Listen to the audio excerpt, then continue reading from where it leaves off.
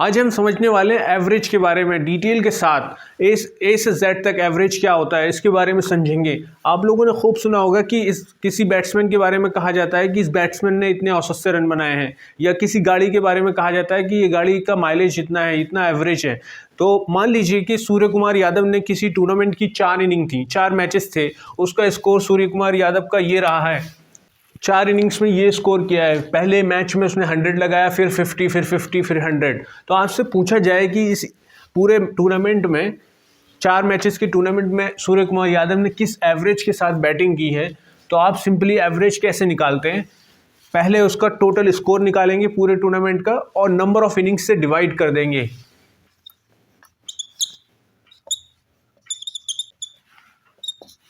ये आ जाएगा 75। यानी आप कह सकते हो कि सूर्य कुमार यादव ने इस टूर्नामेंट में 75 के बैटिंग एवरेज से बैटिंग की है। अब एवरेज इस वैल्यू का मतलब क्या है, मैं आपको ये मतलब समझा देता हूँ। इसका मतलब ये है कि अगर 100, 50, 50 और 100, मतलब ये जो 4 इनिंग्स में रन बनाए हैं सूर्य कुमार यादव ने, अगर वो 75 रन हर इनिंग में भी बनाता तब भी उसका टोटल स्कोर इतना ही आता। यानी 100 को रिप्लेस कर दूं मैं 75 से और 50 को रिप्लेस कर दूं 75 से, तब भी टोटल स्कोर यहाँ पे जो बनेगा वो 300 बनेगा और यहाँ पे भी 300 बनेगा। यानी एवरेज एक ऐसा वैल्यू है, ऐसा नंबर है जो आपके डेटा, जो ऑब्जर्वेशंस हैं, जो स्कोर हैं, उनका एक रिप्रेजेंटेटिव बनता है। अब मैं आपको बताने वाला हूँ कि कन्वेंशनल तरीके से जो हमने अभी एवरेज निकालना सीखा है और एक जो एज्यूम्ड मीन वैल्यू मेथड होता है उसको कंपेयर करके दिखाऊंगा कि किस में टाइम कम लगेगा, कौन ज़्यादा अच्छा है और किस में कैलकुलेशंस कम लगेंगी। मैं लेफ़्ट साइड में कन्वेंशनल तरीके से निकालूंगा और राइट साइड में आपको एज्यूम्ड मीन मेथड से निकाल के दिखाऊंगा। मान लीजिए आपके पास डेटा है 25, ये डेटा है आपके पास। कन्वेंशनल तरीके से आप सिंपली एवरेज निकालना हो आपको इस डेटा का, तो आप निकालोगे average is equal to 50 divide by number of terms, तो एवरेज आ जाएगा आपका 19.4।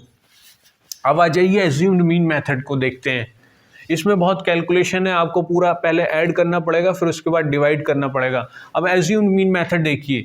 एज्यूम्ड मीन मेथड में क्या करते हैं हम, कोई वैल्यू अपनी मर्जी से इसमें से या कोई बाहर से जो हमें लगती है कि मीन हो सकती है, जो बस हमें लगती है कि कुछ भी, मतलब हमें लग सकता है कि ये मीन हो सकता है। फॉर एग्जाम्पल मैंने मान लिया यहाँ 19 मैंने इन वैल्यूज़ का एक्सपेक्टेड एवरेज मान लिया।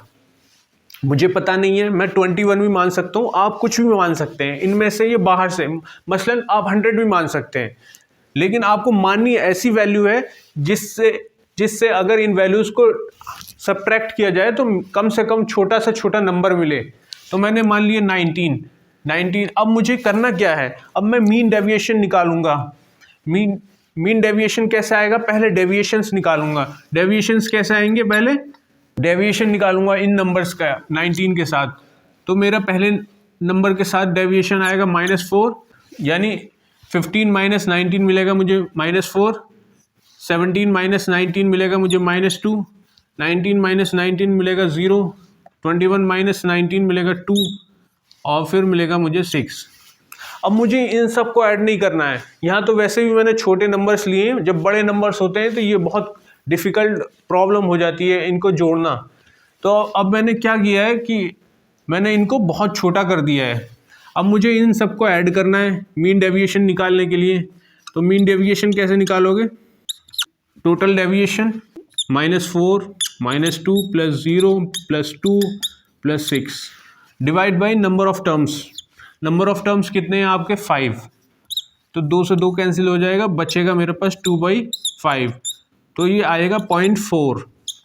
अब मेरा एवरेज जो आने वाला है वो, उसमें क्या करना है मुझे, बस एक्सपेक्टेड एवरेज क्या आएगा मेरा, जो मेरी एक्सपेक्टेड वैल्यू थी एवरेज की, उसमें मुझे मीन डेविएशन ऐड कर देना है, यानी 19 + 0.4, ये आ जाएगा मेरा 19.4। ये हो गया मेरा एवरेज। अब आप समझ गए होंगे कि कन्वेंशनल तरीके से ये अगर नंबर्स बड़े बड़े होते तो आपके लिए बहुत डिफ़िकल्ट होती है। ये तो छोटे नंबर्स हैं इसलिए आसान लग रहा है, लेकिन हमेशा आप प्रेफर करिए एज्यूम्ड मीन मेथड को। इसमें आपके डेविएशंस छोटे नंबर्स होते हैं और उनका ऐड करना, सब्ट्रैक्ट करना बहुत आसान होता है, उनको डिवाइड करना बहुत आसान होता है। कॉम्पिटिटिव क्वेश्चन लेने से पहले मैं आपको कुछ कॉन्सेप्ट दे देता हूँ। मान लीजिए कि किसी फैमिली के मेंबर्स की 2022 में मेंबर्स की एज इतनी है। मान लीजिए एक बंदे की एज है 50, एक की है 55 और एक की 25, 30। अगर आपसे पूछा जाए कि उस फैमिली की औसत आयु कितनी है, यानी एवरेज कितना है, तो एवरेज सिंपल कैसे निकालोगे आप? ये आएगा आपका 160 डिवाइड बाई 4 यानी 40, यानी 40 औसत आयु है फैमिली के मेंबर्स की। अब मैं आपसे कहता हूँ कि 5 साल बाद कितनी होगी औसत आयु, तो 5 साल का मतलब है 2027 में। अब अगर 5 साल बाद मैं कह रहा हूँ तो यानी हर इंडिविजुअल की जो एज है वो 5 साल बढ़ जाएगी, यानी जो 50 का है आज वो 55 का हो जाएगा, दूसरा बंदा 60 का हो जाएगा और 25 वाला 30 का हो जाएगा, 30 वाला 35 का हो जाएगा। अब अगर औसत निकालो आप तो वो कितना आएगा? तो ये आएगा आपका 45। तो कहने का मतलब ये है, मैं आपको बताना ये चाह रहा हूँ कि जब हम हर टर्म में इक्वल वैल्यू ऐड कर देते हैं तो एवरेज भी इक्वल उसी वैल्यू से बढ़ जाता है। यानी मैंने हर टर्म में यहाँ पे 5 ऐड किया है तो मेरा एवरेज भी 5 नंबर से बढ़ गया है। अब मैं एक क्वेश्चन लेने वाला हूँ जिसमें आप देख रहे हो क्वेश्चन में कि 30 स्टूडेंट हैं और एक टीचर का ग्रुप है जिनका औसत है, एक औसत आयु है एक जो 14 दे रखी है। अब क्वेश्चन आगे ये कहता है अगर टीचर को निकाल दिया जाए तो औसत आयु में 0.5 का डिक्रीमेंट हो जाता है, डिक्रीज हो जाता है। तो मैं इसको कैसे लिखूंगा? जब मेरे पास 30 स्टूडेंट हैं और एक टीचर है तो औसत है 14। अब सवाल ये कह रहा है आगे कि जब मैं टीचर को निकाल देता हूं या टीचर इस ग्रुप से निकल जाता है तो जब खाली स्टूडेंट रह जाएंगे यानी 30 स्टूडेंट रह जाएंगे तब औसत 0.5 घट जाता है, यानी औसत कितना हो जाता है? 13.5 रह जाता है। जैसा कि मैंने बताया कि औसत तमाम डेटा का रिप्रेजेंटेटिव होता है। जब औसत 14 है तो उसका मतलब यह है कि आप ये मान सकते हो कि 30 स्टूडेंट और टीचर सबकी वैल्यू 14 है, यानी हर स्टूडेंट के लिए 14 वैल्यू है और टीचर के लिए 14 वैल्यू है। अब आगे ध्यान दीजिए, जब टीचर को निकाल दिया आपने तो 14 तो निकल ही गया, यानी टीचर के करस्पॉन्डिंग जो वैल्यू आ रही थी एवरेज में वो आपने निकाल दी और उसके बाद आपसे कहा जा रहा है कि औसत कम हो गया, 13.5 हो गया, 0.5 का डिक्रीज हो गया औसत में। तो इसका मतलब यह है कि जब टीचर निकल गया तो उसने 0.5 सारे स्टूडेंट्स का भी कम कर दिया, यही तो मतलब हुआ ना। तो यानी टीचर की एज कितनी पड़ गई? 0.5 30 स्टूडेंट्स का कम हो गया और 14 उसने अपना निकाल लिया, तो कुल मिला के टीचर की एज हो जाएगी 29।